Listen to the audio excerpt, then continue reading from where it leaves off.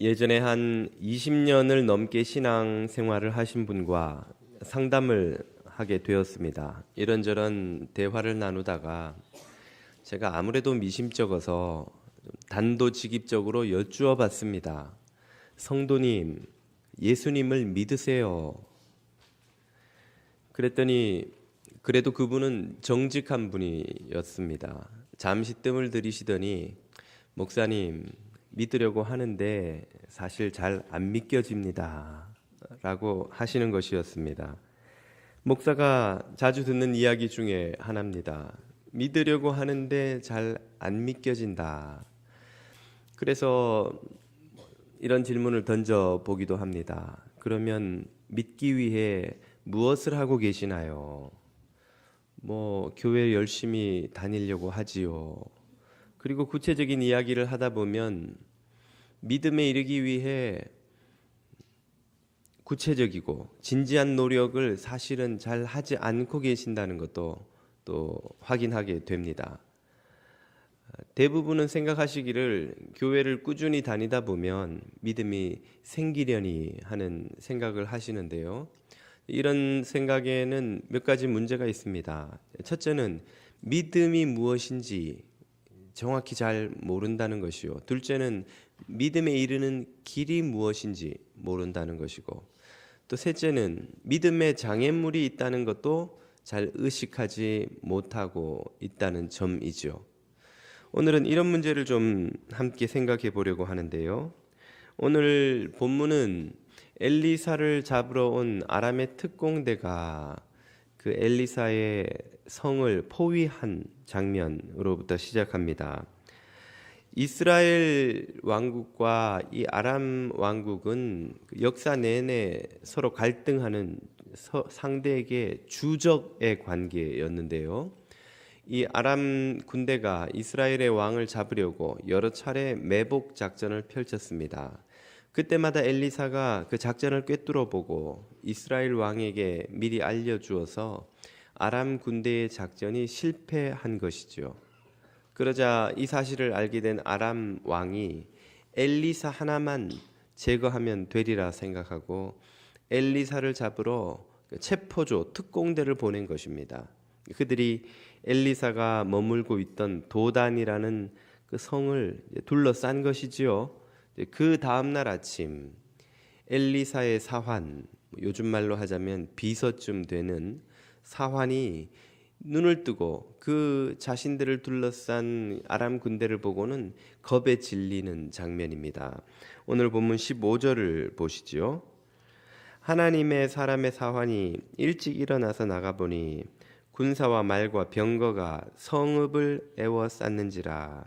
그의 사환이 엘리사에게 말하되 내 주여 우리가 어찌하리까 하니.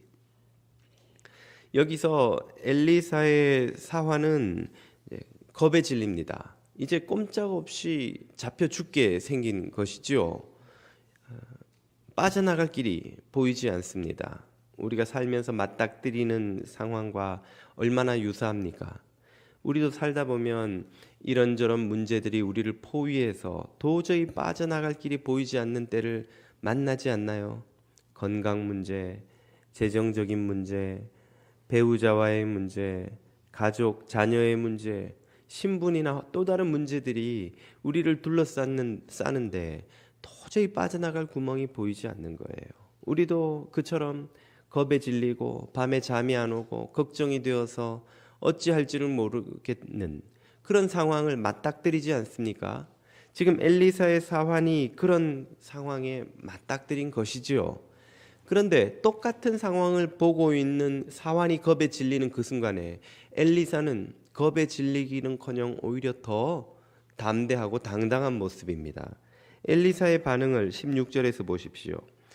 대답하되 두려워하지 말라. 우리와 함께한 자가 그들과 함께한 자보다 많으니라 하고. 엘리사는 지금 두려워하지 않습니다. 오히려 그는 당당하고 담대하지요. 두 사람의 차이는 무엇입니까? 똑같은 상황을 보고 있는데 그 차이는 바로 보이지 않는 것을 볼 수 있느냐 없느냐의 차이인 것이죠. 게하시가 보지 못하는 영적 실제를 지금 게하시가 아니고 하나님의 사환이 엘리사의 사환이 보지 못하는 영적 실제를 지금 엘리사는 보고 있는 것입니다. 엘리사는 늘 보는 사람으로 소개됩니다. 그는 아람 군대의 계략을 꿰뚫어 보았죠. 지금 이 순간에도 자신을 둘러싼 아람 군대 너머에 계신 하나님의 천군 천사들을 지금 보고 있는 것이죠. 믿음이란 무엇입니까? 믿음은 곧 보는 것이라고 할 수 있습니다. 히브리서 11장 믿음장으로 불리는 11장 1절은 이렇게 말하죠. 믿음은 바라는 것들의 실상이요 보지 못하는 것들의 증거니라. 아멘. 믿음은 보지 못하는 것들, 눈에 보이지 않는 영적 실제가 실제로 존재한다는 사실을 보여주는 증거라는 말이죠. 다시 말해 믿음은 곧 육의 눈으로 보지 못하는 영적 실제를 보는 것이라는 말입니다. 우리는 이 믿음의 눈을 열어 영이신 하나님을 보게 되지요. 그 하나님의 섭리와 구원과 하나님의 사랑과 은총을 보게 됩니다. 이것을 보는 사람은 엘리사와도 같이 우리와 함께한 자가 저들과 함께한 자보다 훨씬 많다는 것을 깨닫게 됩니다. 이것을 보았던 사도 요한도 이렇게 말하죠. 요한일서 4장을 보십시오. 자녀들아 너희는 하나님께 속하였고 또 그들을 이기었나니 이는 너희 안에 계시니가 세상에 있는 자보다 크심이라. 아멘. 우리 안에 있는 성령님이 세상에 있는 자 마귀와 그 세력보다 크시다는 것을 사도 요한은 지금 보고 있는 것입니다. 엘리사가 우리와 함께한 자가 저들과 함께한 자들보다 많다고 선언할 수 있었던 것도 이것을 보았기 때문이죠. 오늘 우리는 무엇을 보고 있나요? 어떤 이들은 신앙생활을 오래 하면서도 그를 둘러싸고 있는 온갖 시련과 고난과 원수와 자신을 괴롭히는 이들과 싫어하는 사람들만 눈에 보입니다. 원수만 눈에 보이는 거예요. 그러니까 불평과 원망과 시기와 다툼과 두려움과 근심이 끊이지 않는 것이죠. 그러나 영의 세계 하나님의 나라를 보는 사람은 하나님께서 그들을 돌보고 계시며 하나님의 천군 천사가 그들을 지키신다는 것을 깨닫기 때문에 눈에 보이는 현실 너머의 세계를 바라보며 담대하며 평안하며 믿음의 삶을 살 수 있는 것이죠. 참된 감사와 기쁨과 평안이 그와 함께합니다. 믿음의 주여 온전케 하시는 이신 예수 그리스도를 바라보는 이들은 살아계신 하나님을 보는 것입니다. 오늘 우리가 보고 있느냐 보지 못하고 있느냐의 증거는 우리가 두려움에 사로잡혀 있느냐 담대함을 갖고 있느냐, 우리가 걱정 근심에 사로잡혀 있느냐 평안과 기쁨을 누리느냐의 차이로 증명됩니다. 여러분은 지금 무엇을 보고 계시나요? 여러분을 둘러싼 고난과 시련과 원수들만 눈에 보이십니까? 아니면 그 너머에 계신 살아계신 하나님과 그 나라가 보이십니까? 하나님과 그 나라를 바라보는 믿음의 눈을 뜨실 수 있기를 축복드립니다. 다음으로 우리가 어떻게 이 믿음을 갖게 되는가를 생각해 보고자 합니다. 성경은 우리에게 세 가지 믿음에 이르는 길을 소개합니다. 그 첫 번째는 그리스도를 의지하는 것이죠. 예수님은 우리에게 믿음의 눈을 뜨게 해주시는 분이십니다. 요한복음 9장입니다. 예수께서 이르시되 내가 심판하러 이 세상에 왔으니, 예수님이 하시는 일이 뭐라고요? 보지 못하는 자들은 보게 한다는 거죠. 예수님의 사역이 못 보는 자들을 보도록 해주시는 거예요. 믿음을 갖게 해주시는 거예요. 그러므로 그리스도를 의지해야만 우리의 눈이 열릴 수 있습니다. 두 번째는 그리스도의 말씀을 듣는 것이죠. 로마서 10장 유명한 말씀입니다. 그러므로 믿음은 들음에서 나며 들음은 그리스도의 말씀으로 말미암았느니라. 그리고 마지막 세 번째가 오늘 우리가 더욱 주목하고자 하는 것입니다. 그것은 바로 엘리사가 보여준 모범인데요. 본문 17절을 보십시오. 엘리사가 기도하여 이르되, 엘리사가 무엇하였다고요? 기도하였습니다. 여호와의 원하건대 그의 눈을 열어서 보게 하옵소서 하니 여호와께서 그 청년의 눈을 여심해 그가 보니 불말과 불병거가 산에 가득하여 엘리사를 둘렀더라.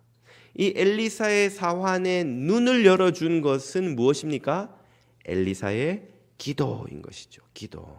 바로 이 세 가지가 믿음에 이르는 길로서 하나님이 우리에게 주신 은총의 도구입니다. 그리스도를 의지하고 그리스도의 말씀을 듣고 그리고 기도하는 것이죠.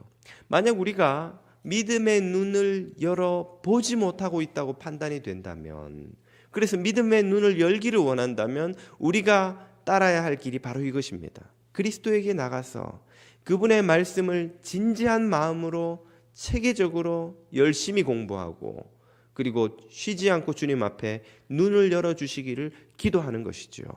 오늘 이것을 우리가 하지 않으면서 저절로 믿음이 성장하기를 기대하는 것은 마치 나무를 심지도 않고 열매가 맺히기를, 그물을 던지지도 않고 물고기가 잡히기를 기대하는 것과 같다고 하겠습니다.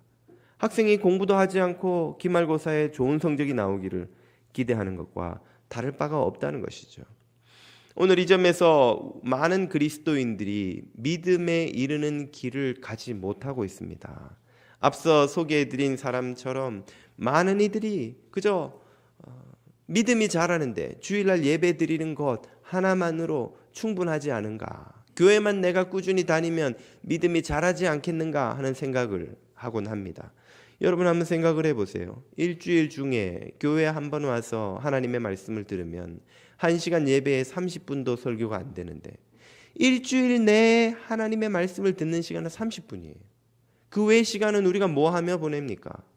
세상에서 돈 벌며 어떻게 하면 돈 더 잘 버는 길이 뭔가 이야기하며 세상의 즐거움을 찾으며 TV 보며 드라마 보며 먹고 살 궁리하며 먹고 살며 일주일 내에 세상 이야기만 들어요. 그리고는 일주일에 30분 말씀 잠깐 들은 것으로 우리의 영이 자라나야 합니다. 여러분이 나무를 심고 일주일에 30분만 물 주고 그 나무가 사는지 한번 키워보세요. 열의 9은 죽습니다. 사막에서나 살아남을 만한 생명력 있는 나무라면 뭐 겨우 살아남겠지만, 그러나 그런 나무라 할지라도 나무가 자라서 풍성한 열매 맺기를 기대한다는 건 욕심이죠. 나무를 하나 심어서 키워도 정성을 다해서 물을 주고 거름을 주고 잘 돌봐야 그게 자란다는 것을 우리가 알면서 우리의 믿음은 일주일에 30분 설교 들은 것으로 자라리라고 우리는 감히 기대하는 거예요. 우리의 믿음이 자라지 않는 이유가 바로 여기에 있습니다. 초대 로마 교회는 새신자가 세례를 받도록 하는데 3년이라는 시간을 요구했습니다. 3년 동안 하나님의 말씀을 듣고 공부하고 순종하는지를 지켜보고 그의 결심이 진짜라는 게 공동체에 의해서 확인되면 그에게 세례를 베풀었던 거예요. 3년 동안 얼마나 열심히 하나님의 말씀을 공부하고 순종하지 않으면 안 되었는가를 생각해 본다면 오늘 우리는 믿음이 자라게 하기 위해서 진지하게 하나님의 말씀을 대하고 끈질기게 기도하는 일이 너무나 그 일에 게으르다는 것을 깨닫지 않는지요. 우리 교회에서 많은 양육과 성경 공부 과정을 개설하는 이유가 바로 그것입니다. 우리의 믿음이 자라려면 그리스도를 알아야 하고 그분의 말씀을 먹어야 하는 거예요. 그리고 기도에 물을 주어야 하는 것이죠. 저와 여러분이 주님을 알고 믿음이 자라가기를 더욱 힘쓸 수 있기를 축복드립니다. 더불어서 우리가 사랑하는 사람을 전도하기를 원한다면 바로 이 세 가지 경험을 하게 도와주어야 합니다. 그를 교회로 초청해서 그리스도에 대해서 듣게 하고 그리고 그리스도의 말씀을 그가 공부하고 진지하게 결단할 수 있는 기회를 줘야 됩니다. 그리고 그를 위해 기도해야 하는 거예요. 이 세 가지가 함께 가는 게 전도입니다. 많은 이들이 오해하기를 그냥 사람을 데려다가 교회만 앉혀놓으면 그게 전도라고 생각을 해요. 그러면 그 사람이 예수님 믿을 거라고 생각을 해요. 교회만 데려다 놓으면 목사님이 어떻게든 이 사람을 어떻게 전도하게 만들 거라고 생각을 해요. 누구도 그렇게 할 수 있는 사람은 없습니다. 그가 그리스도에게 온전히 헌신하는 믿음이 자란 성도가 되기 위해서는 앞에서 말씀드린 이 세 가지가 다 필요한 거예요. 그리스도를 알아야 하고, 그분의 말씀을 공부하고 순종해야 하고, 그리고 기도가 필요합니다. 그런데 우리가 전도를 하려고 하면 대부분 이 앞에 두 가지는 쉽지가 않아요. 교회 잘 나오려고도 하지 않는 사람이 뭐 말씀을 공부할 생각이나 하겠습니까? 그러나 그런 사람에게조차도 우리가 할 수 있는 방법이 있습니다. 그것은 바로 이 세 번째, 중보 기도를 시작하는 거예요. 본인이 좋든 원하든 원하지 않든 우리가 혼자서 얼마든지 그를 위해 할 수 있는 게 있습니다. 바로 중보 기도인 것이죠. 우리가 중보 기도를 시작하고 멈추지 않고 끈질기게 기도하면 하나님의 성령이 그 사람이 하나님의 말씀 앞에 나올 수 있는 기회를 열어주시는 줄 여러분 믿으시기를 바랍니다. 목사님이나 선교사님 뭐 그런 분들이 기도해야 되는 것 아닌가요? 저처럼 믿음도 부족하고 별것 없는 별것 아닌 사람이 기도한다고 무슨 효과가 있겠습니까? 하는 생각을 할까 봐 야고보서는 이렇게 우리에게 말씀해 주시죠. 엘리야는 엘리사의 스승이죠. 그 위대한 선지자 엘리야는 우리와 성정이 같은 사람이로되 그 말은 엘리야나 우리나 별다를 것이 없는 다 연약한 인간이다 그 말이에요. 그렇지만 그가 비가 오지 않기를 간절히 기도한즉 3년 6개월 동안 땅에 비가 아니 오고 다시 기도한즉 하늘이 비를 주고 땅이 열매를 내었느니라. 우리와 똑같이 연약한 사람인 엘리야가 기도하니까 그 간절한 기도에 하나님이 귀 기울여 들으셨다는 말이죠. 오늘 우리도 간절히 기도하면 우리의 기도를 들으시고 다친 사랑하는 이들의 마음의 문을 열어주시고 그가 그리스도 앞에 나올 수 있는 기회를 만들어 주실 줄 믿으시기 바랍니다. 그렇다면 우리가 오늘 당장 기도를 시작하고 그 기도를 멈추지 않고 끈질기게 하지 않을 이유가 어디에 있단 말입니까? 저 여러분이 기도로 사랑하는 이들을 주님 앞으로 이끄는 믿음의 사람들이 되시기를 축복드립니다. 마지막으로 믿음의 장애물도 있다는 사실을 알아야 합니다. 우리의 믿음의 눈이 열리는데 방해가 되는 무거운 눈꺼풀이 있습니다. 그것을 본문 18절에서 이렇게 찾아보지요. 아람 사람이 엘리사에게 내려오매 엘리사가 여호와께 기도하여 이르되 원하건대 저 무리의 눈을 어둡게 하옵소서 하매 엘리사의 말대로 그들의 눈을 어둡게 하신지라. 엘리사의 기도로 사환의 눈이 열리기도 했는데 반대로 이 아람 군대의 눈이 닫히기도 했습니다. 이 아람 군대는 왜 그 눈이 닫히고야 말았던 것일까요? 그것은 그들이 이곳에 있는 이유와 상관이 있습니다. 다시 말해 그들의 의도 때문이죠. 그들은 왜 이 도단에 와서 성을 포위하고 있습니까? 하나님의 사람 엘리사를 잡아 죽이려고 온 것이죠. 다시 말해 하나님을 대적하러 온 것입니다. 하나님을 대적하는 이들의 눈은 그 악한 의도로 말미암아 열리기는커녕 오히려 닫히고 만다는 것, 이 사실을 우리에게 깨우쳐 주는 것이죠. 하나님을 대적함으로써 그 눈이 닫혀버리고 만다는 이것이야말로 하나님이 행하시는 심판 그 자체입니다. 예수님이 하신 말씀을 다시 한번 들어보십시오. 요한복음 9장을 다시 봅니다. 예수께서 이르시되 내가 심판하러 이 세상에 왔으니, 이제 이어지는 말씀은 예수님의 그 심판이 어떤 것인지를 알려주죠. 보지 못하는 자들은 보게 하는 것이 심판인 동시에 본다 하는 자들은, 스스로 본다고 생각하는 자들은 맹인이 되게 하는 것이 예수님이 행하시는 심판인 거예요. 스스로 본다 하는 자들이 어떤 이들입니까? 그들은 바로 교만으로 말미암아 자신은 보고 알므로 하나님보다 자신의 판단이 더 옳다고 믿는 이들, 하나님의 뜻보다 자신의 뜻이 더 중요하다고 믿는 이들, 그런 이들이죠. 그런 교만과 오만을 가지고 하나님 앞에 서는 이들은 오히려 그 눈이 닫혀서 맹인이 되고 마는 것이 심판입니다. 로마서 1장에도 이와 유사한 말씀이 나오죠. 사람들이 하나님을 그 마음에 두기 싫어하며 하나님이 그들을 자신의 마음에 원하는 대로 내어버려 두사 그들이 정욕과 방탕과 모든 악에 빠지게 되고야 마는 것, 그것이 그들의 마음이 어둡게 되고야 마는 것, 그것이 심판입니다. 스스로 본다 하는 교만한 자들은, 그래서 그리스도의 말씀보다 자신의 생각과 뜻이 더 옳고 중요하고 더 위에 있다고 생각하는 자들은 눈이 닫히고 빛을 잃어버리고 맙니다. 이런 마음으로, 이런 교만으로 신앙생활을 하면 10년이든 20년이든 30년이든 목사가 되든 선교사가 되든 무슨 직분자가 되든 상관없이 그는 맹인의 상태로 사는 것입니다. 믿음의 눈을 뜨고 하나님을 바라보지 못하고 눈의 시력을 잃어버린 채, 분별을 잃어버린 채 어둠 가운데 살아가는 사람인 것이죠. 우리는 늘 깨어서 이런 교만이 우리의 마음에 틈타지 못하도록 경계하지 않으면 안 되는 것입니다. 세계적인 물리학자이자 원자력 전문가인 정근모 박사에 대해서 많은 분들이 잘 아시리라 생각합니다. 그분의 명성이야 아는 많은 분들에게 알려져 있습니다만, 정근모 박사는 어릴 때부터 수재로 명성을 날렸습니다. 남들 고등학교 공부에 하느라 허덕이고 대입 준비를 할 때 진작에 정근모 박사는 중학교 고등학교 과정을 다 마치고 어린 나이에 대학에 진학해서 항상 가는 학교, 가는 대학, 가는 연구소마다 1등을 도맡아 했던 사람이죠.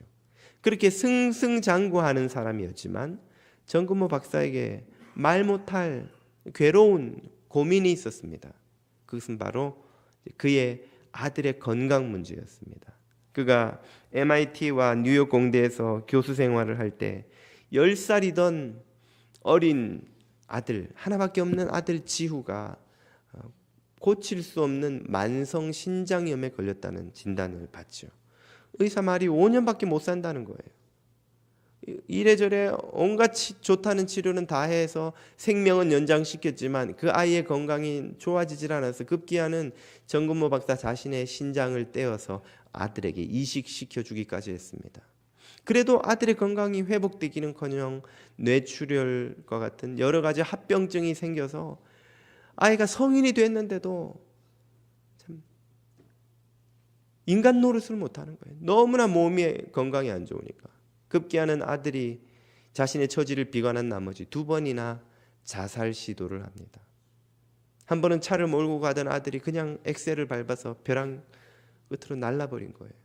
근데 기적적으로 차가 그 벼랑 아래에 있는 큰 나무 가지에 걸려서 몸이 부서지긴 했지만 목숨은 건진 거예요. 그 모든 일을 겪는 아버지의 마음이 어땠겠어요? 아들이 저렇게 건강이 상해서 살아가는 것만으로도 보기에 괴로워 견딜 수가 없는데 그 아들이 2번이나 자살 시도를 했다는 소식을 듣고 아들이 쓰러져 병원으로 응급실로 실려갔다는 소식을 들으며 몇 번이나 병원으로 달려가는 그 아빠의 마음이 어땠겠냐는 것이죠. 너무 정근모 박사와 그 아내가 괴로워서 신앙에서 답을 찾으려고 열심히 하나님께 매어 달렸습니다. 하나님, 우리 아들도 좀 살려주시고 아들을 살릴 수 있다면, 회복시킬 수 있다면 제가 무슨 짓이든 하겠습니다. 좀 저의 이 괴로움과 근심과 이 고통을 좀 주님 도와주십시오. 한 번은 교회에서 3박 4일간 부흥회를 한다기에 정근모 박사가 이번에는 내가 성령 세례를 받으리라, 내가 성령 체험을 하고 정말 내 기도에도 응답받고 내 이 모든 괴로움을 좀 하나님의 은혜로 해결해 보리라 마음 먹고 작정 기도를 하고 부흥회를 임했는데 4일 동안 아무런 은혜가 없는 거예요. 너무 가슴이 답답하고 맹숭맹숭하고 아무 문제가 풀리는 것도 없고 정말 눈앞이 캄캄한 그 상황이 조금도 바뀌질 않아서 정말 절망하는 마음을 갖고 그 주일 예배를 드렸습니다.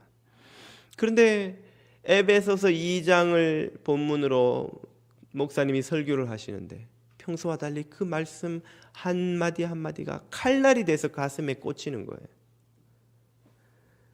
너희의 허물과 죄로 죽었던 너희를 살리셨도다. 그때 너희가 그 가운데 행하여 이 세상 풍속을 쫓고, 그렇게 말씀을 듣고 있는데 그 마음속에 하나님의 음성이 들려왔습니다. 금모야, 너는 아들로 인해 감사해 본 적이 있느냐? 그 음성을 듣자 갑자기 정근모 박사 마음속에 원망과 분노가 솟구쳐 올라오는 거예요. 아니, 하나님, 제 처지를 보고 어떻게 그런 말씀을 하십니까? 제가 어떻게 아들로 인해서 감사를 할 수 있나요?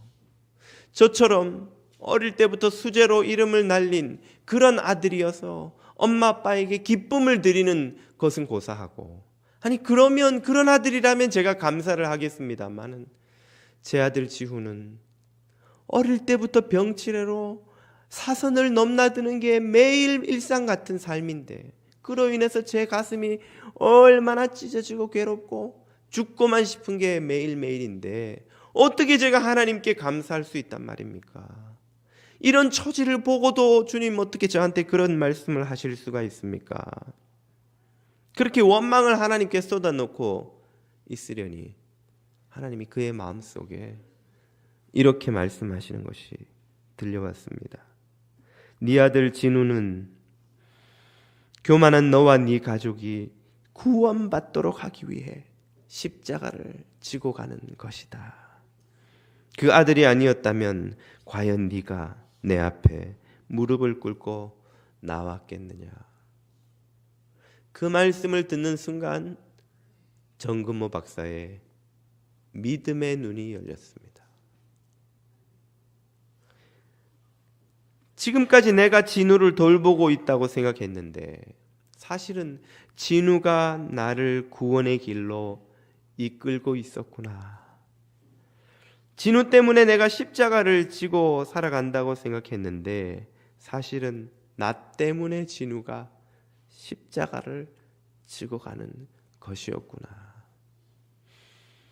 그의 믿음의 눈이 열려 이 모든 진실을 보게 되자 그의 눈에서 폭포수 같은 눈물이 쏟아지기 시작한 것이었습니다. 그는 하나님께 자신의 교만과 어리석음을 회개하고 그와 가족을 사랑하시고 돌보시는 하나님의 섭리를 깨닫고 감사를 드리기 시작했습니다. 그날 집으로 돌아온 정근모 박사는 아내와 아들 진우와 그리고 딸들을 모아놓고 자신이 깨달은 바를 고백하고 아들에게 용서를 구했습니다. 그동안 내가 너에게 가졌던 모든 원망과 불평을 다 용서해다오. 하나님이 너를 통해 나를 구원하고 계신다는 사실을 이제야 깨달았구나. 그리고는 그 가족의 치유와 회복이 시작된 것입니다. 하나님과 완전히 새로운 관계 속으로 들어가기 시작한 것이죠. 우리가 믿음의 눈을 뜨기 전에는 우리를 둘러싸고 있는 원수들이 보입니다. 우리를 괴롭히는 사람들이 보입니다. 나를 짓누르는 시련과 고난만 보이는 거예요. 그래서 원망과 불평과 걱정과 두려움이 끊이지 않습니다. 그러나 믿음의 눈을 뜨게 되면 그 모든 것 뒤에서 살아 역사하시는 하나님과 그분의 구원의 은총이 보입니다. 그분의 사랑과 능력과 그분의 천군 천사 군대가 보입니다. 그것을 본 사람만이 감사와 찬양과 평안과 담대함을 누릴 수 있는 것이죠. 오늘 저와 여러분은 무엇을 보고 있는지요? 엘리사의 사환처럼 겹겹이 둘러싸인 원수들을 보고 있습니까?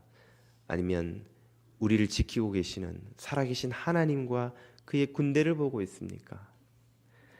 하나님의 은혜로 저와 여러분의 눈이 활짝 열리기를 축복드립니다. 기도드리겠습니다.